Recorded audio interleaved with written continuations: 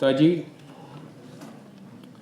रोहित बासवानी जी, पुनीत अग्रवाल जी, राकेश अग्रवाल जी, अखिलेश गर्ग साहब, अमरीश गौतम जी, दिनेश गुप्ता जी, मंच पे बाकी विराजमान महानुभाव भाइयों व बहनों,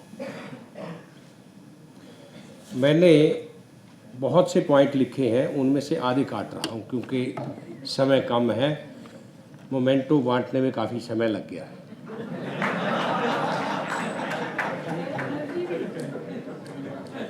मैं आपको पहले सबसे अमित महाजन जी की इंट्रोडक्शन दूंगा, चूँकि इन्होंने प्रैक्टिस तो मेनली हाई कोर्ट ही करी है। भाग्यशाली परिवार, इनके स्वर्गीय पिताश्री 30 हजारी बार के सेक्रेटरी, उस समय बार थी जिस समय सबसे एशिया की बड़ी बार थी। फिर प्रेसिडेंट बने, फिर 90 में स्टैंडिंग काउंसिल दिल्ली एडमिनिस्ट्रेशन थे, मैं भी उनके साथ सेंट्रल गवर्नमेंट स्टैंडिंग काउंसिल था।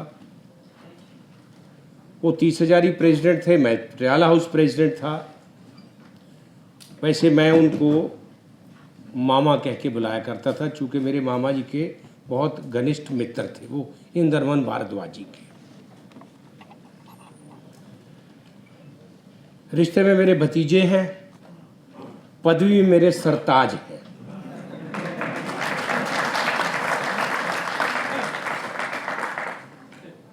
मेरे चैम्बर से काफ़ी, एक तो और कल ओथ ले रहे हैं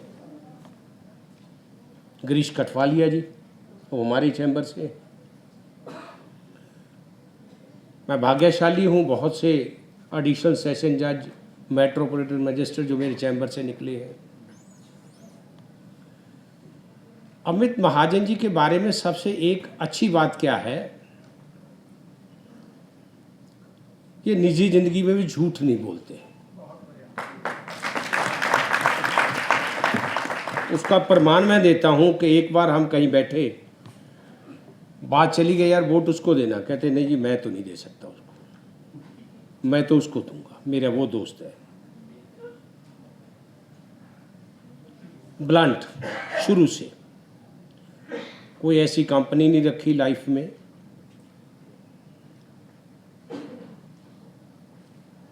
तो मैं भगवान से प्रार्थना करूंगा, ये भी पक्का है, बाकी तो भविष्य के गर्भ में क्या लिखा है वो भगवान जानता है। बड़ी कम आयु में ये जज बने हैं और ये सुप्रीम कोर्ट तक जाएंगे। हम उस समय होंगे नहीं होंगे पता नहीं, मैं खासकर, क्योंकि मेरी आयु तो अब 67 पार कर गया मैं। 67 वाले तो यंग होते हैं, पर मुझे उम्मीद है कि मेरी परिवार की भी आयु काफ़ी लंबी होती है, बाकी देखा जाए। तो मैं बात कर रहा था, मैं अपना आपके टैक्सेशन के बारे में लिखा मैंने।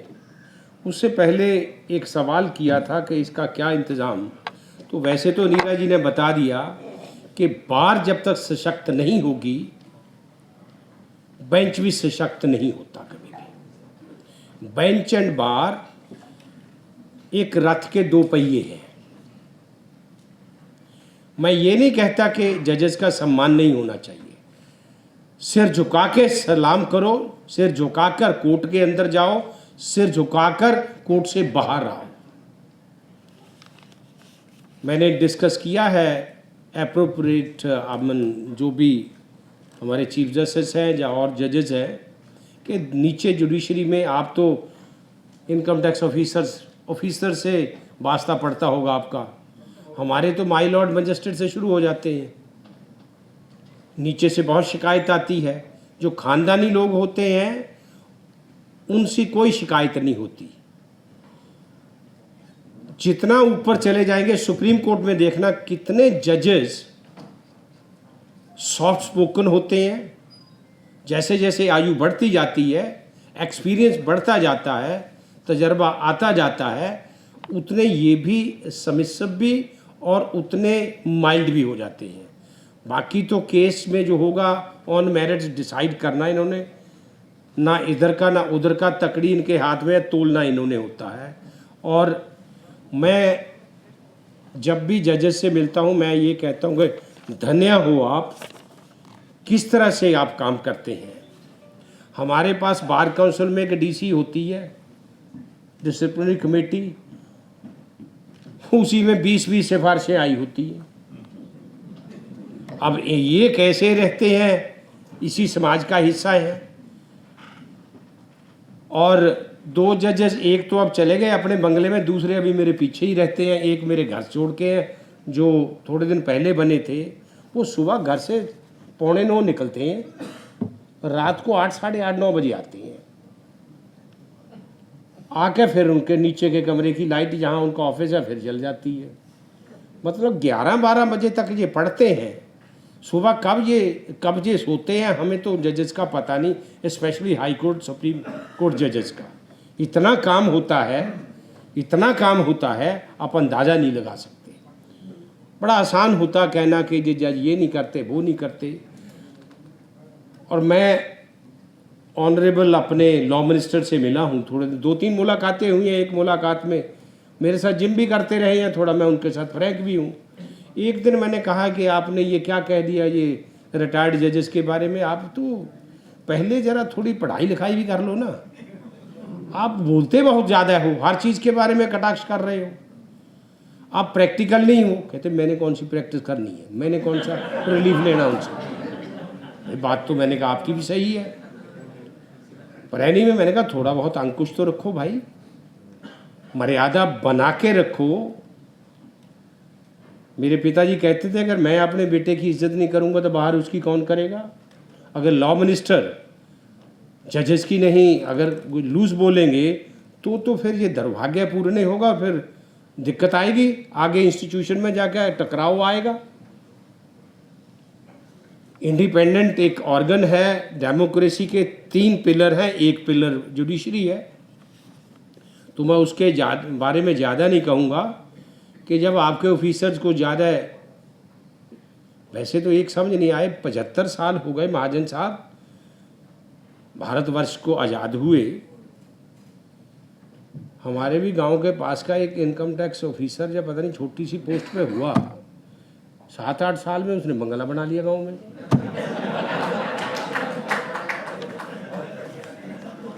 तो इनकम टैक्स का तो शुरू से सबको पता है, जैसे पुलिस का पता वैसे इनकम टैक्स का पता, वैसे एमसीडी का पता है। सो समाज में आपको पता ही है करप्शन का, लेकिन मोदी जी लगे हुए हैं।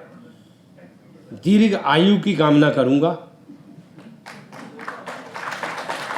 और मैं एक दिन टीवी के डिबेट पे महाजन साहब बैठा हुआ कांग्रेसियों को बता रहा था कि तुम तो वो कालिदास हो जो अपनी डाली जिस पे बैठे उसी को काट रहे हो। अमित शाह जी ने शायद 2050 तक कहा कि जिस तरह तुम्हारी कार्यशैली है, मुझे तो 100 साल का भी अंदाजा नहीं है कि तुम आओगे। जो थर्ड फोर्सेज अब फिर और इकट्ठी हो रही हैं, इनका एक्सपीरियंस 1977 से हुआ था। और वो दिग्गज नेता थे मोरारजी देसाई, चंद्रशेखर जी, मोहनधारिया। आप अंदाज़ा नहीं लगा सकते, इतने बड़े नेता थे, देश की करीम थी, वो 2.5 साल में बह गए। उसके बाद जो भी सरकार 89 में आई, फिर देवेगौड़ा जी की आई, फिर गुजराल की आई, 10-10 महीने नहीं काटे उन्होंने। तो ये तो भूल जाओ, अल्टीमेटली जब तक मोदी जी हैं तब तक तो शायद ये मंच नहीं था, चूँकि जज साहब बैठे हैं ऐसी बात करने का, लेकिन आप बेर कर जाना हमारे साथ।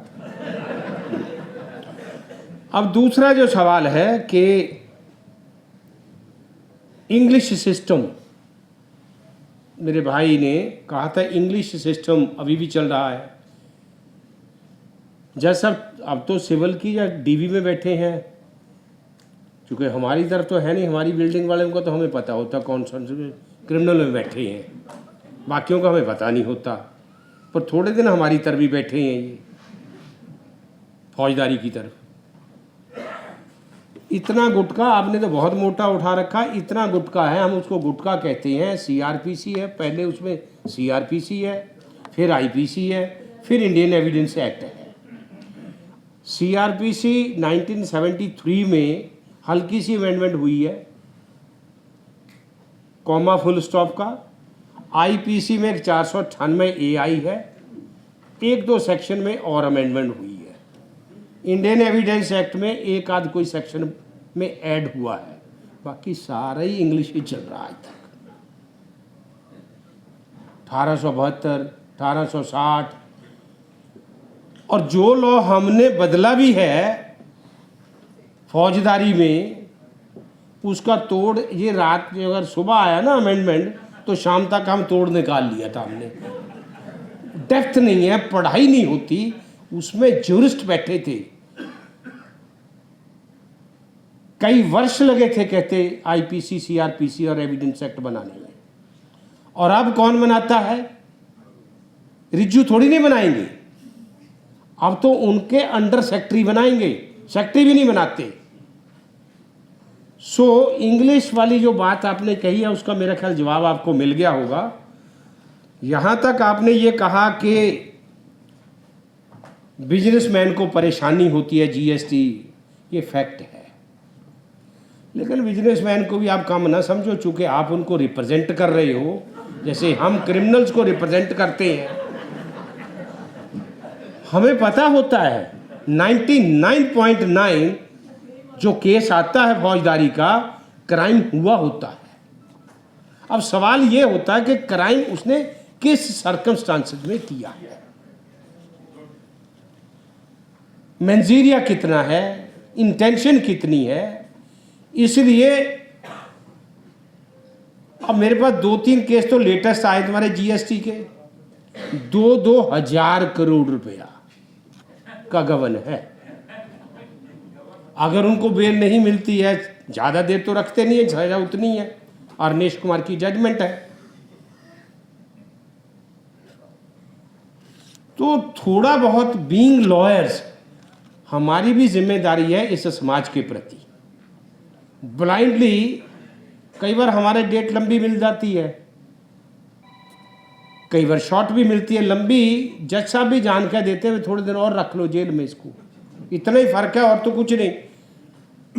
Till the final disposal of the case तो नहीं ना जजेस रखते किसी को भी। यहाँ नहीं हुई तो सुप्रीम कोर्ट वाले 2 मिनट में दे देते हैं कि अभी तक क्यों रखा हुआ है इसको। लिबरल है। पिछले 4-5 साल से सीजीआई बार बार कह रहे हैं भी इस में जमानत जल्दी दे देनी चाहिए, नहीं रखने चाहिए। अगला एक आपने ये कहा है कि ये एक्ट ऐसा है वैसा। मेरा ख्याल 200 या 300 एक्ट्स मोदी जी की सरकार ने ख़त्म करे हैं,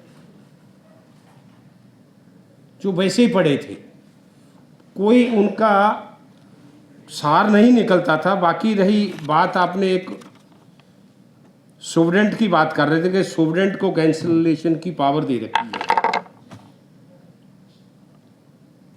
मैं कई बार भगवान को कहता नीचे आके देख जो दुखी कितनी दुनिया है। आप कह रहे हो सिर्फ सोवरेंट की पावर है, आप कई सिविल वालों से पूछ कर देखो जो सिविल की प्रैक्टिस करते हैं, हम फौजदारी से पूछ कर देखो। इन्वेस्टिगेशन की पावर सीआरपीसी में हेड कांस्टेबल को होती है। आप सोवरेंट की बात कर रहे हो। पंजाब में एक कहावत थी, एक बार एक पटवारी शराबी शराब पी कर उसके पीछे कुत्ता लग गया। अल्टीमेटली पटवारी जाकर छोटे से एक पेड़ पर चढ़ गया ऊपर, कुत्ता नीचे बैठ गया। कुत्ता तो पटवारी ऊपर से कहता कि तेरे को पटवारी की अभी पावर नहीं पता है, अगर तेरे नाम कहीं 1 कनाल जमीन होती फिर तेरे को मैं बताता कि पटवारी क्या होता है, कि भाई तुम चले जाओ, अब मैं पटवारी हूँ। आप तो बात जेल सुप्रेंट, वो सुप्रेंट जेल, मेरे को तो फौजदारी का जेल सुप्रेंट कहीं आ रहा है, आप तो सुप्रेंट की बात कर रहे हो। सुप्रेंट तो फिर बड़ी चीज़ हो गई आपके यहाँ।